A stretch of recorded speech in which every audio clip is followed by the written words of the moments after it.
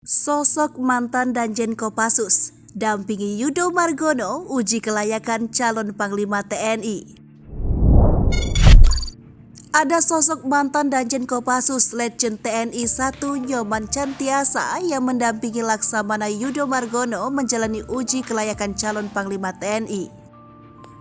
Seperti yang diketahui, ada 3 Panglima Komandan Gabungan Wilayah Pertahanan mendampingi Kasal Laksamana Yudo Margono menjalani uji kelayakan di Komisi 1 DPR RI Senayan, Jakarta. Ketiga Pangkogab Wilhan itu, yakni Pangkogab Wilhan 1 Laksamana Madya TNI Muhammad Ali, Pangkogab Wilhan 2 Marsekal Madya TNI Andiawan Martono, dan Pangkogab Wilhan 3 Letnan Jenderal 1 Nyoman Cantiasa. Satu di antaranya yakni Letjen TNI 1 Nyoman Cantiasa yang lahir pada tanggal 26 Juni 1967. Jenderal Bintang 1 di TNI AD ini mengemban amanat sebagai Pangkogab Wilhan 3 sejak Januari 2022. Cantiasa merupakan lulusan terbaik Akmil tahun 1990.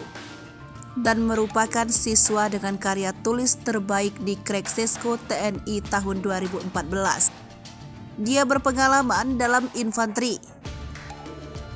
Jabatan terakhir Jenderal Bintang 3 ini adalah Panglima Komando Daerah Militer 17 atau Kaswari. Saat masih kolonel, dia terpilih menjadi Komandan Upacara Penurunan Sang Merah Putih dalam rangka memperingati HUT ke-68 Kemerdekaan Republik Indonesia di Istana Merdeka pada 17 Agustus 2013.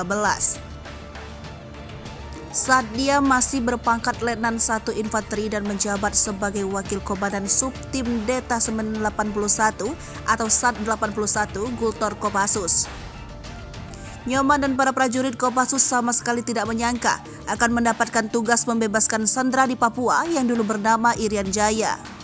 Tak cuma itu, Nyoman semakin yakin jika tugas ini takkan mudah. Sebab ada 26 orang yang menjadi sandera kelompok OPM. Yang lebih mengkhawatirkan, dalam daftar sandera ada 6 orang yang merupakan warga negara asing. 2 orang diantaranya dari Belanda, dan 4 orang lain berasal dari Inggris. Sisanya merupakan warga negara Indonesia yang berprofesi sebagai dosen, pendeta, dan petugas kehutanan. Setelah mendengar kabar bahwa ada puluhan sandera yang ditawan oleh kelompok OPM, Brigjen TNI Prabowo Subianto memerintahkan pasukannya untuk bergerak. Kelompok OPM yang berada di bawah pimpinan Kelly Kualik memberikan sejumlah tuntutan. Operasi ini berakhir tanggal 9 Mei 1996.